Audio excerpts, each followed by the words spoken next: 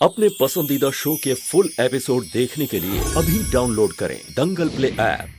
सफल होगी तेरी आराधना।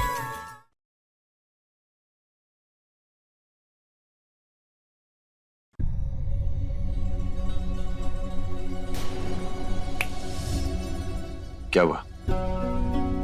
साहब जी, इसके पिता भी काम के लिए बरेली ही गए थे, लेकिन आज तक वापस नहीं लौटे हैं और मैं बस उनको ढूंढते हुए परेशान हो रही हूँ यहाँ पर। मुझे उन्हें ढूंढने के लिए बरेली जाना है। आप मुझे अपने साथ में ले सकते हैं क्या बरेली तक?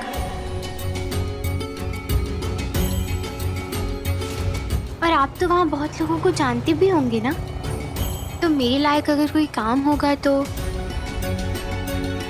साहब जी, मैं घर का सारा काम जानती हूँ और मैं खाना तो बहुत अच्छा बना सकती हूँ।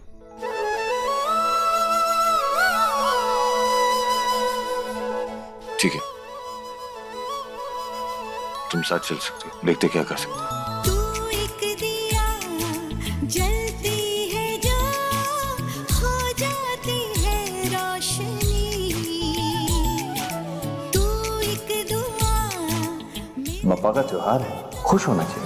मैं वैसे भी सोच रहा था कि यहाँ के कोई भी गणपति के पंडाल में कुछ डोनेशन दे देते हैं, तो मेरी तरफ से 50,000 और आज का भोग और जो भी होना चाहिए उसका दुगना फटाफट पैक कर लो।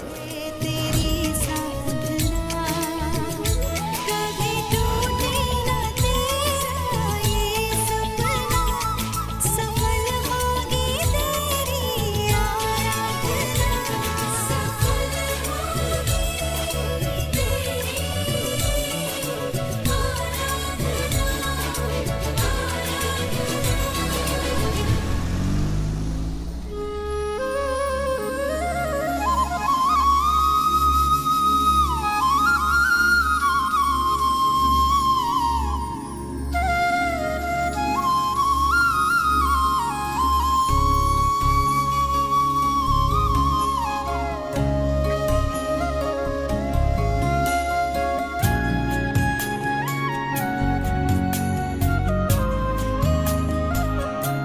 ना ना बेटे, बाप के पैर नहीं छूते, जल्दी आना है।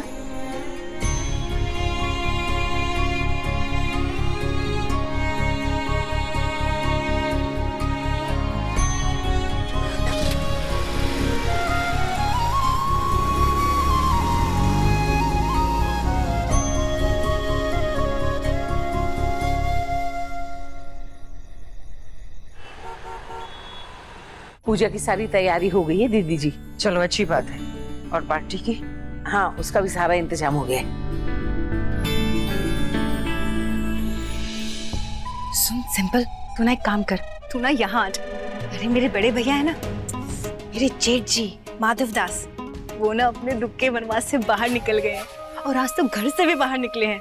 अब सब पूजा के लिए आ जाओ, पूजा के बाद पार्टी होगी।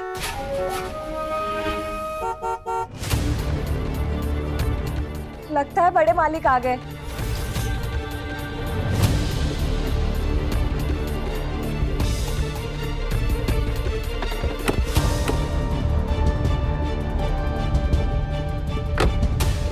बड़े भैया जल्दी घर वापस आ गए, अब हम उनसे क्या कहेंगे? और तुम, क्या जरूरत थी तुम्हें घर में पार्टी ऑर्गेनाइज करने की? गेस्ट भी आते होंगे। कुछ नहीं होगा, हम बात करेंगे। माधव को आने तो दो।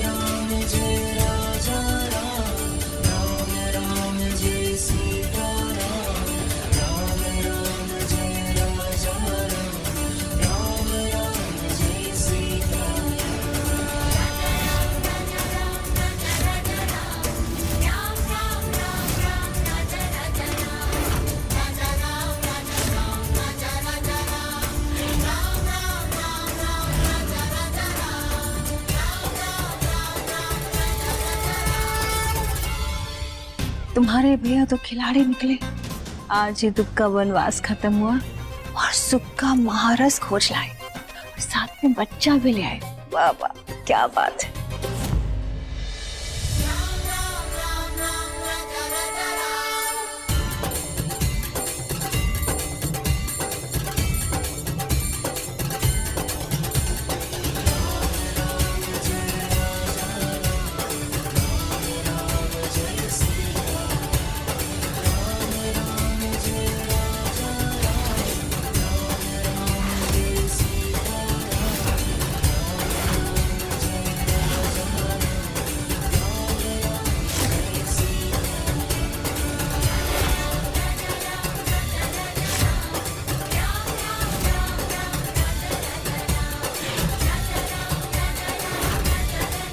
माधव के साथ एक लड़की और बच्चा, कौन है ये लोग?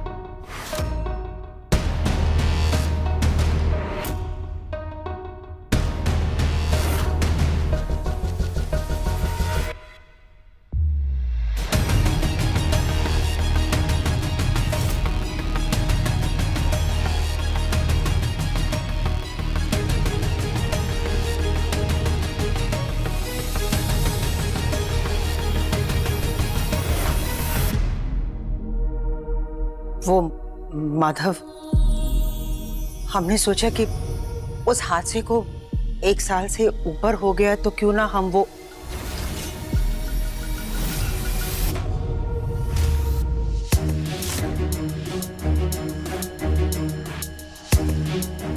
बड़े पापा हैप्पी दिवाली।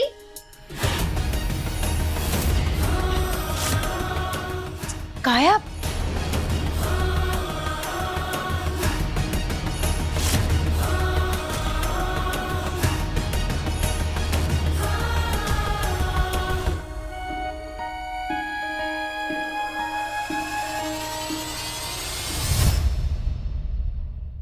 हैप्पी दिवाली बेटा।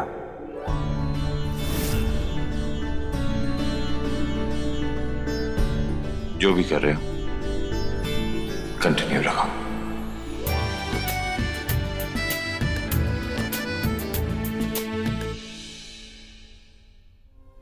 अरे आज तो किसी को डांटा भी नहीं। जरूर कुछ ना कुछ जादू हुआ है इनके साथ। सिंपल, तूने बहुत देर कर दी।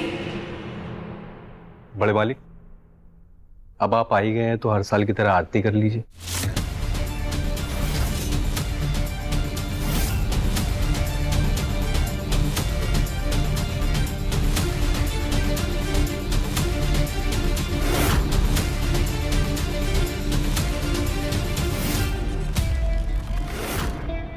ऐसा क्या हो गया साहब को?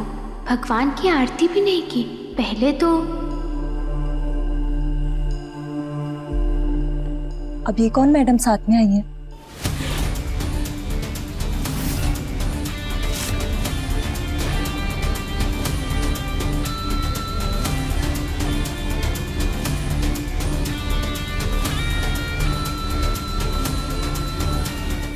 नहीं थी, ये आराधना है।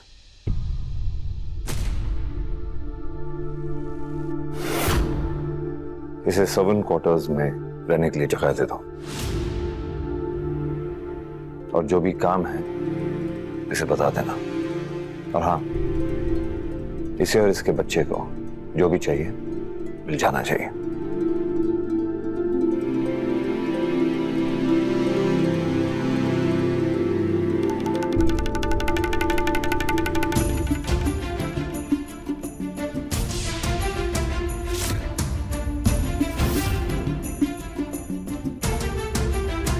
इन काम चोरों से कहा था कि माधव के आने से पहले दामिनी की फोटो निकाल दें, लेकिन इन्हें अभी ही करना था।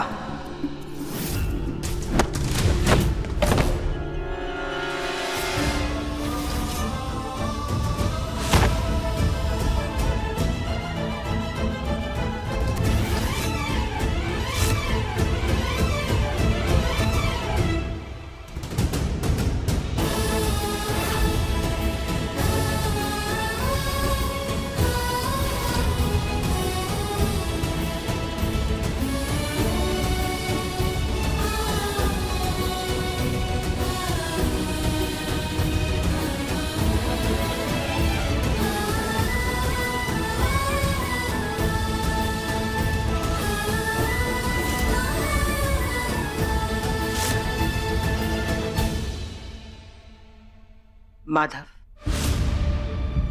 मैंने इनसे कहा कि फोटोज बाहर निकालने के लिए। हमें यह महसूस हुआ कि अगर ये फोटोज इस घर में रहेंगे तो उन्हें देख देख कर तुम्हारी तकलीफें और बढ़ जाती है, इसलिए हमने वो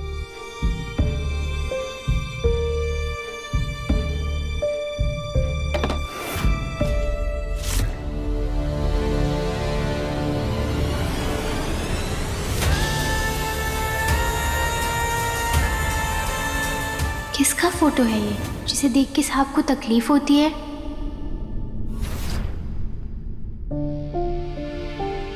जलेबी जी। इस लड़की को सर्वेंट क्वार्टर्स तक ले जाओ।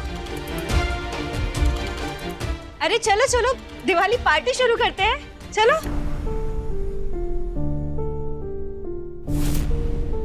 तुम यहाँ के सर्वेंट क्वार्टर में रहोगी और इस घर के कायदे नियम सब मानने पड़ेंगे तुम्हें, और मेरी बात खास कर माननी ही होगी, समझी? वैसे एक बात बताओ, बड़े मालिक को कैसे जानती हो तुम? कहाँ हुए उनके दर्शन?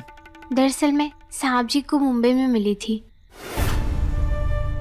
और तभी से जानती हूँ।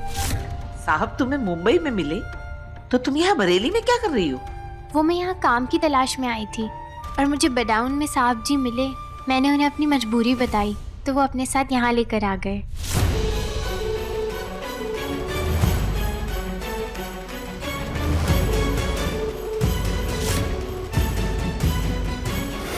देखो, यहाँ सिर्फ 2 लोगों का बिस्तर है, एक मेरा और एक जलेबी दीदी का। जब तक तुम्हारे लिए बिस्तर का इंतजाम नहीं हो जाता तुम्हें यहाँ इस सोफे पे ही सोना पड़ेगा। ठीक है दीदी, मेरे घर में तो मुझे बिस्तर नहीं मिला था ना, तो जमीन पर ही सोती थी। ये सोफा तो फिर भी ठीक है।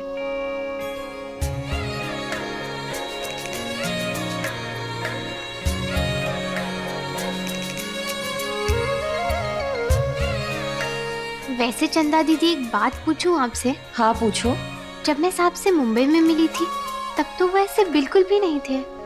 मतलब तब वो एकदम खुश मिजाज थे, हंसते मुस्कुराते रहते थे और भगवान की आरती के लिए तो कभी मना नहीं करते थे। लेकिन अभी मैं देख रही हूँ तो वो एकदम ही चुप से हो गए हैं, बिल्कुल बदल गए हैं वो। बड़े मालिक मालकिन के गुजरने के गम से अभी तक बाहर नहीं निकल पाए हैं। वो खुद को अपने कमरे में ही बंद रखते हैं, किसी से मिलते जुलते भी नहीं हैं। अंदर से बहुत दुखी हैं वो। उनकी बीवी कौन है? मतलब कौन थी? मेनका मैम ने उनकी सारी तस्वीरें इस घर से हटवा दी हैं। बगल के स्टोर रूम में एक तस्वीर है उनकी, रुको मैं लेकर आती हूँ। ठीक है।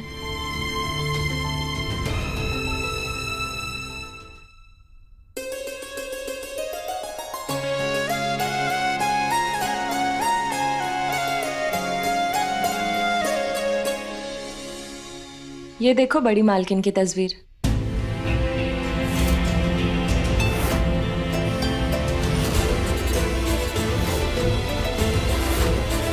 चंदा,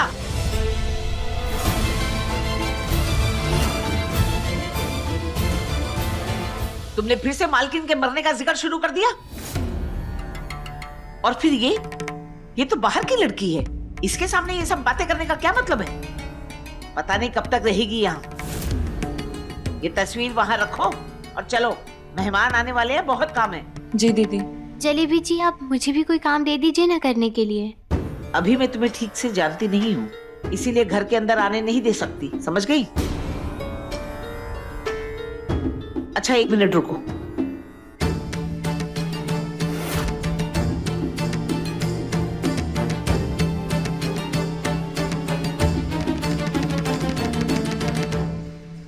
ये काम कर सकती हो तुम, घर में जितने भी मेहमान आएंगे उनका स्वागत इस इत्र से करना होगा। ठीक है। चलो। जी।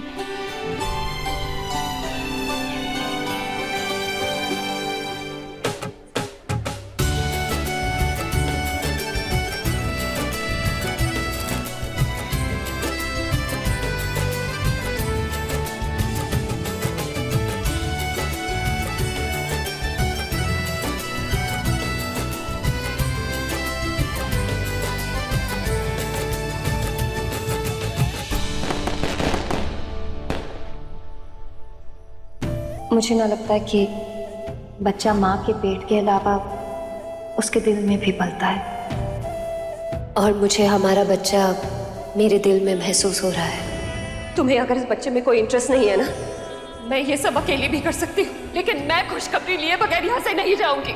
ठीक है, अकेले करना है ना, अकेले करो। इस पागलपन का हिस्सा नहीं बनने वाला मैं दामिनी। अरे भाई साहब, अरे भाई साहब क्या कर रहे हो? रुको, अरे गिर जाओगे, अरे पीछे हटो।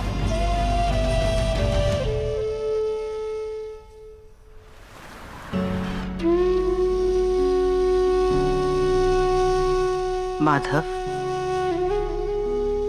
एक अरसे बाद हमारी हवेली में रौनक आई है। हमारे सारे रिश्तेदार, बिजनेस पार्टनर्स, फ्रेंड्स सब इकट्ठे हुए हैं। वो तुमसे मिलना चाहते हैं, आगे के प्लान के बारे में जानना चाहते हैं। और वैसे भी अगले हफ्ते एडॉप्शन सेरेमनी है, यानी दत्तक ग्रहण संस्कार, जहां लीगली तुम मेरे बेटे आर्यन को गोद लेने वाले हो। उसके बाद वो तुम्हारा वारिस बन जाएगा। फिर वो तुम्हारा और इस परिवार का नाम हर जगह आगे बढ़ाएगा। जब हमने ये डिसाइड कर ही लिया है माधव, तो क्यों ना आज की इस पार्टी में इस बात की ऑफिशियल अनाउंसमेंट तुम खुद कर दो।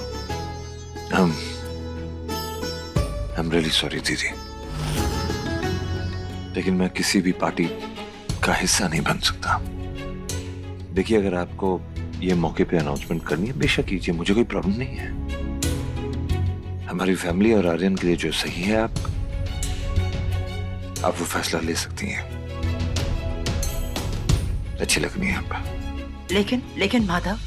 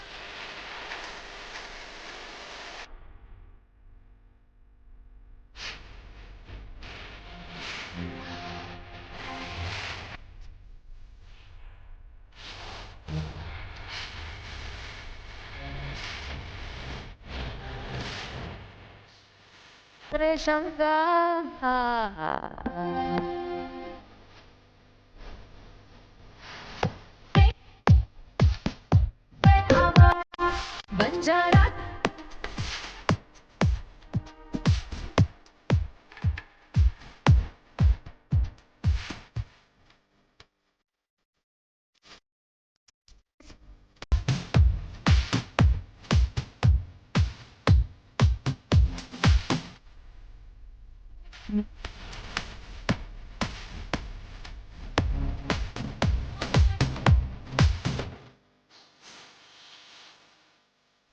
Wow, what a performance!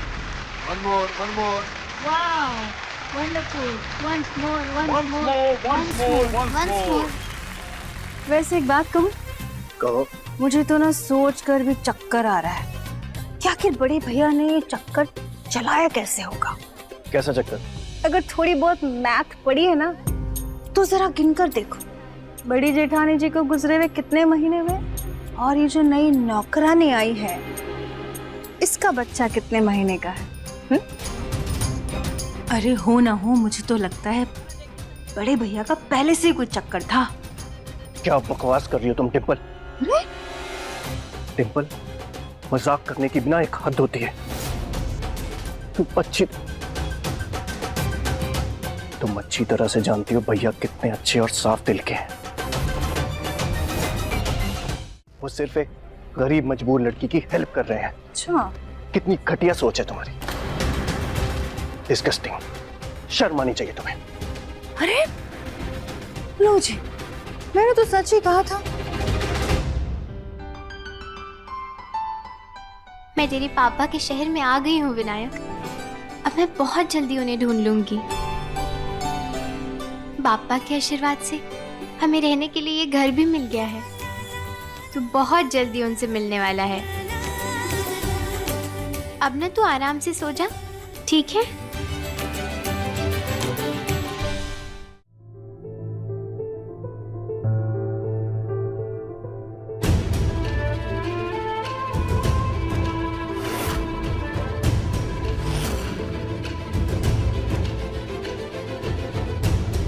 कल सुबह होते ही मैं तेरे पापा को ढूंढने के लिए निकल जाऊंगी।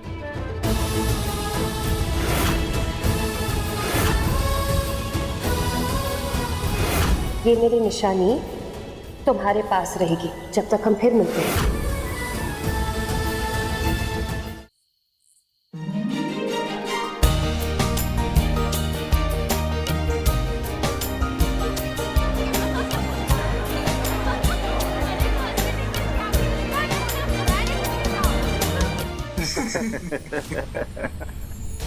छोड़ो मुझे प्लीज। अरे रुकना, सुन तो। देखिए, मैं ऐसी वैसी लड़की नहीं हूँ। आप लोग मेरे साथ ऐसी तरह से बात नहीं कर सकते। जाने मान। थोड़ी देर रुक के जाएगी तो क्या हो जाएगा? मैं यहाँ काम करने आई, आप लोग। अरे जिस घर तू काम करने आई है वो घर मेरा, और आगे चल के इस घर का मालिक मैं बनने वाला हूँ। मेरी तरफ से आज इसकी छुट्टी और पगार नहीं काटूंगा। ओए, आ जाओ, एक एक शॉट हो जाए। मैडम, जबरदस्ती करने पर मत लगाइए, मान जाइए ना। थोड़ा राजा मजे आएंगे। मेरी मदद कीजिए।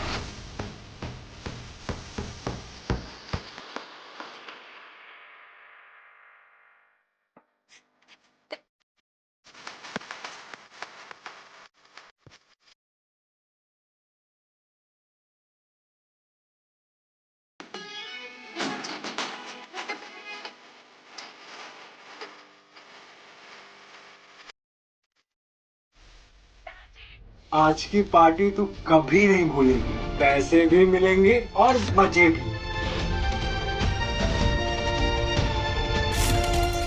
पापा, इस लड़की की मदद कैसे करूं?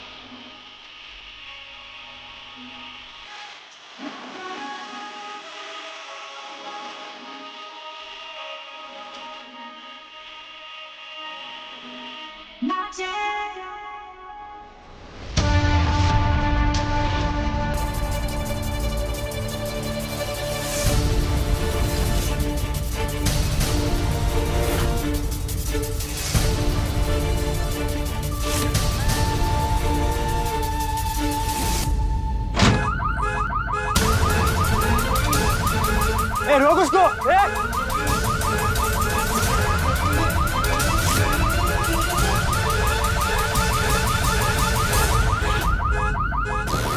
आ गया यार, कोई दिख तो नहीं रहा। छोड़ो चलो।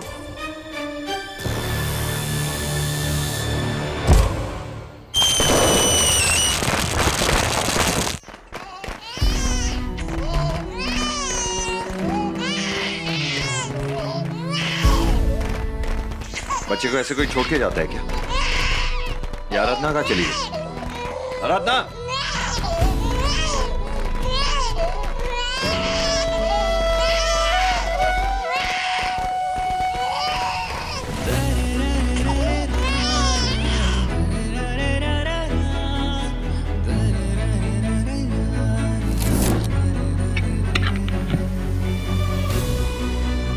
आवाज से डर लग रहा है ना, इससे डर नहीं लगेगा अभी, ठीक है?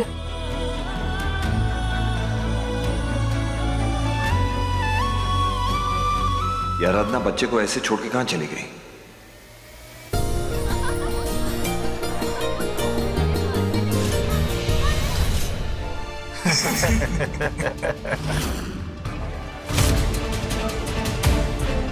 एक्सक्यूज मी, मैं अभी आई।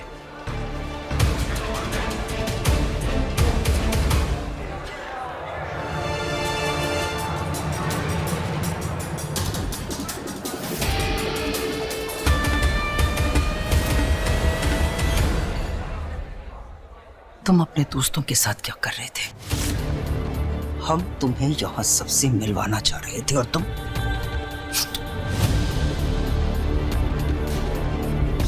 गॉड, तुमने ट्रिक ली। सर दिवाली पार्टी थोड़ी पी भी ली तो क्या हो गया? और ये तुम ये बात कब समझोगे कि अब तुम एक नॉर्मल बच्चे नहीं? अगले हफ्ते माधव तुम्हें लीगली अडॉप्ट करने वाला है। तुम्हारे नाम के पीछे भारद्वाज परिवार का सरनेम लगेगा। सारे प्रॉपर्टी के इकलौते वारिस बनोगे तुम।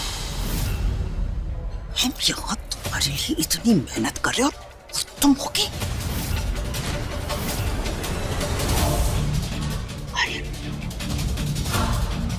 यहाँ पार्टी में बहुत बड़े बड़े लोग मौजूद हैं।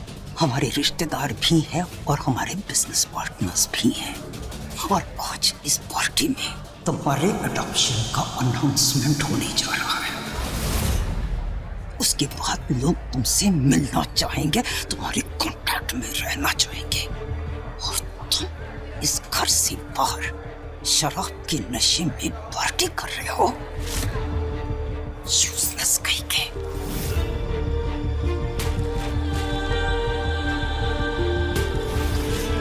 सुनो, अनाउंसमेंट से पहले हम तुम्हें सबसे मिलवाना चाह रहे हैं। सबके सामने ठीक से बिहेव करना। चलो। ये मेरा बेटा आर्यन। मोनिका जी, ये बाहर भारद्वाज जी है ना?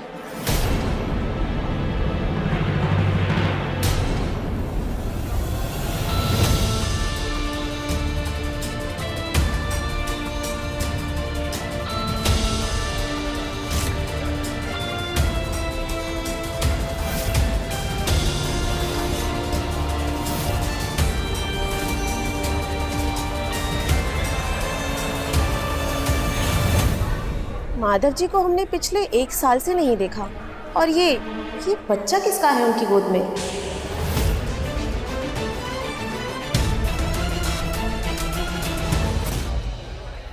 देख रहे हैं आप, मुझे लगता है दिवाली के दिन मेरी जुबान ना काली हो गई है। जो बोला था सच हो रहा है। देखिए ना शुशु। चुप रहा करो तुम।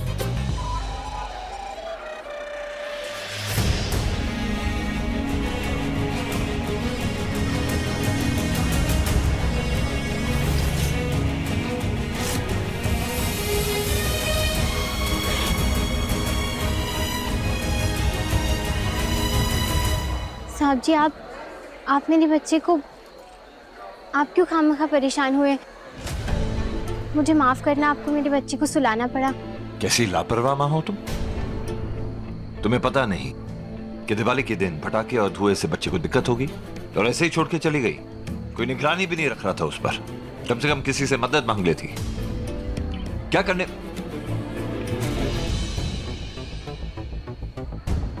ये तो तुम्हारे हाथों में क्या कर रहा है? किसने ये काम दिया तुम्हें? सुनो,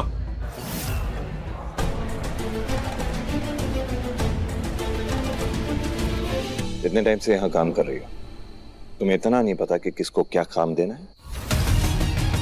क्या करवा रही थी इससे? बाहर का काम क्यों दिया? तुम जानती नहीं इसके पास छोटा बच्चा है? अगर काम देना ही था तो घर का काम देती, घर के अंदर का काम देती, ताकि घर के काम के साथ साथ वो बच्चे की देखभाल भी कर सकती। खैर, एक काम करो, अपने बच्चे को पकड़ो और ये मुझे दो। मुझे दीजिए।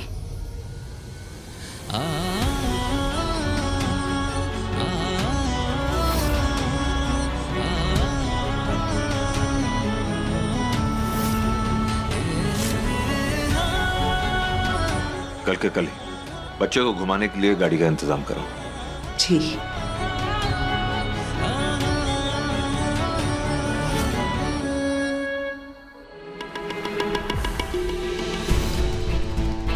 मैं पिछले 20 साल से इस घर में काम कर रही हूँ, लेकिन आज तक मुझे किसी ने किसी बात के लिए नहीं डांटा। लेकिन आज इस घर की आई हुई लड़की की वजह से मुझे सबके सामने इतना कुछ सुनना पड़ा।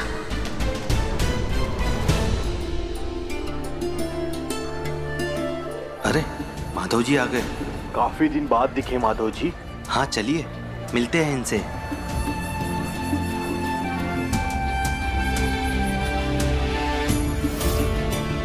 एमडी सर, आपको देख के बहुत अच्छा लगा एंड आई होप कि आप भी अच्छा फील कर रहे हैं। और कितने बार कहूँ आपसे, आप बस मेरे पूरे दिन का हिसाब कर दीजिए, मुझे घर जाना है। चिल्ला मत। घर जाना है तुझे?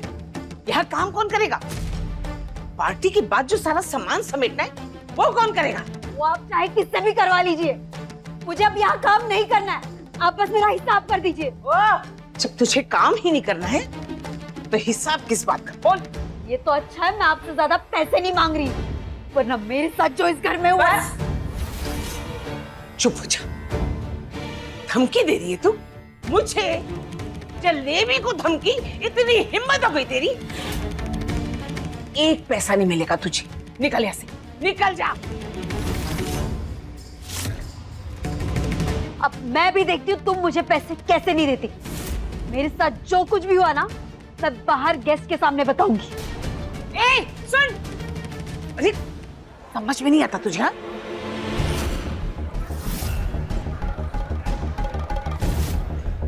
इस घर के मालिक माधव दास जी हैं। क्या हुआ? ये लड़की क्यों चिल्ला रही है? इस घर के लड़के ने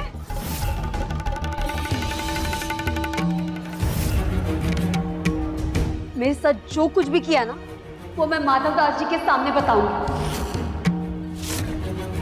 सुना है वो एक सच्चे इंसान है, वो कभी किसी के साथ गलत नहीं होने देते। तुम कहीं नहीं जाओगे लड़की। चले बे। जी मैडम। ये लड़की क्यों तप रही है? तुम्हें दिखाई नहीं दे रहा है कि आज इस पार्टी में इतने सारे वीआईपी गेस्ट आए हुए हैं, माधव भी इस पार्टी में मौजूद है। इस लड़की को जितने पैसे चाहिए इसके मुंह पर मारो और अभी और इसी वक्त इसे धक्के मार के इस घर से बाहर निकाल दो। बहुत सुन लिया मैंने, बहुत बर्दाश्त कर लिया। अब मुझे पैसे नहीं, इज्जत चाहिए। इस घर के बेटे ने मेरे साथ जो भी कुछ किया है, मैं माधव दास जी को बताऊंगी।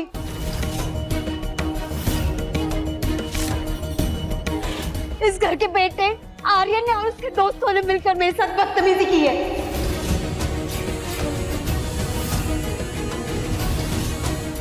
और मैं किसी तरह से वहां से बचकर निकली। मॉम झूठ कह रही है, मैं इसको जानता भी नहीं।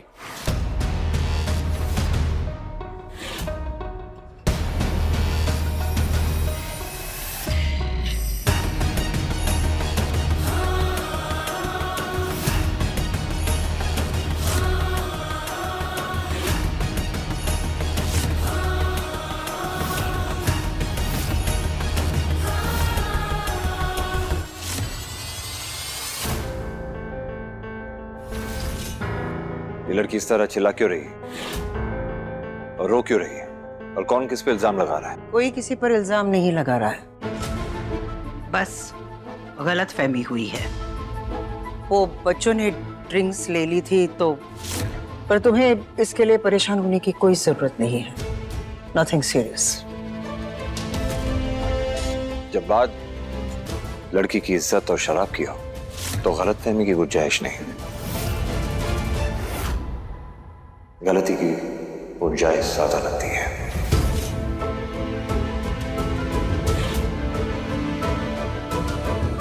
कौन है? मैं कैटरिंग सर्विस में काम करती हूँ। एक काम कीजिए, आप बाहर आइए।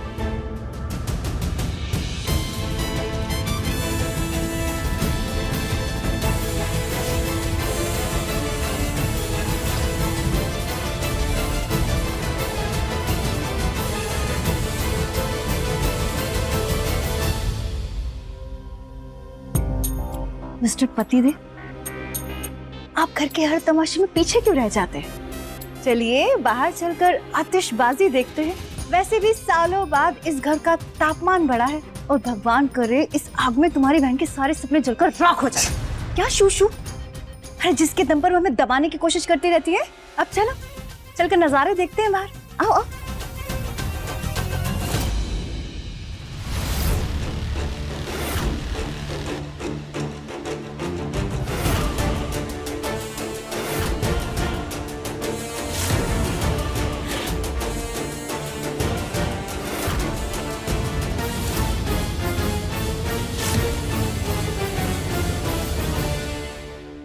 गलती चाहे जिसकी भी हो, लेकिन गलती को सुधारने का पहला तरीका गलती को स्वीकार करना होता है।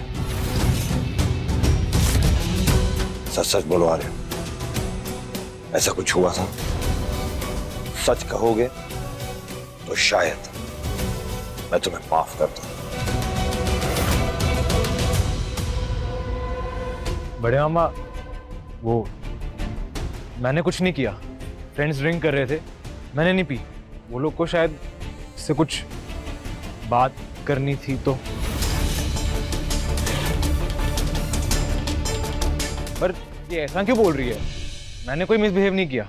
झूठ बोल रहा है सर, इसने पी थी और ये और उसके दोस्तों के साथ मुझे, अगर मुझे कोई बचाने नहीं आता तो पता नहीं मेरे साथ क्या हो जाता।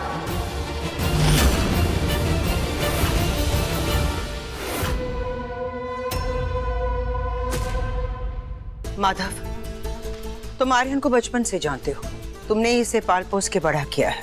तुम्हारी परवरिश कभी गलत नहीं हो सकती, फिर चाहे लोग कुछ भी बोले।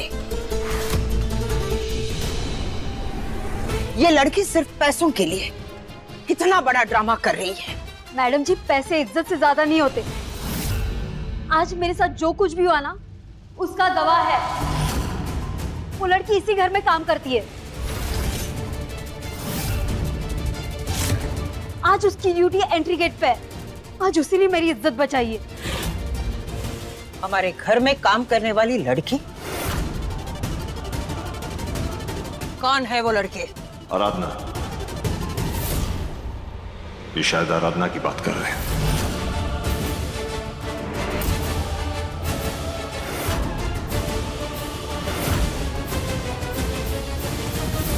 जलेबी, तुमने ही आराधना को घर का काम करने बाहर भेजा था ना? बोलो। हाँ।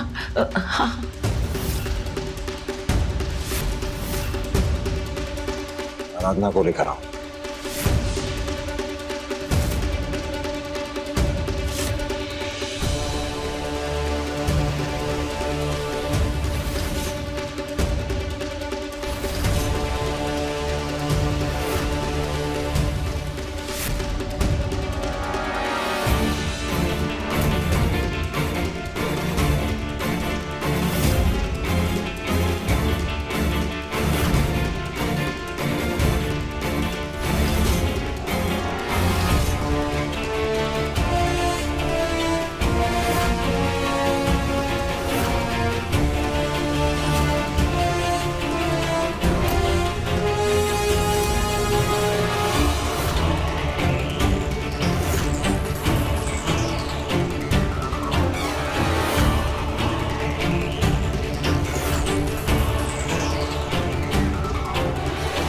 आराधना, मुझे तुमसे सच सुनना है। आज तक मैं तुम्हें जितना भी जान पाया हूं, ये तो जरूर जानता हूं कि तुम हमेशा सच्ची बात करती हो, और शायद तुम ये भी जानती हो कि सच मेरे लिए कितना जरूरी है। मैं ये अच्छी तरह जानता हूं कि तुम एक ईमानदार, नेक और सच्ची बात करने वाली लड़की हो, और मेरा ये मानना है कि तुम मेरे विश्वास को तोड़ोगी नहीं। तो जो भी है साफ साफ कहो।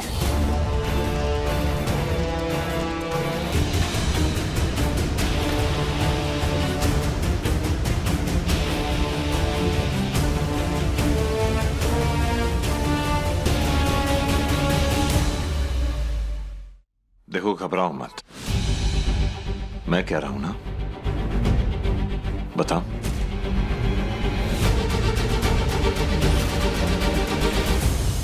साहब जी, ये लड़की सच कह रही है।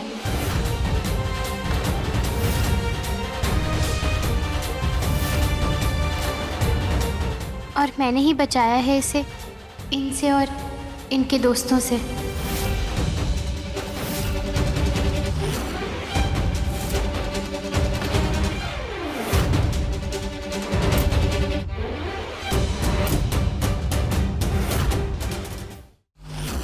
मामा ये झूठ बोल।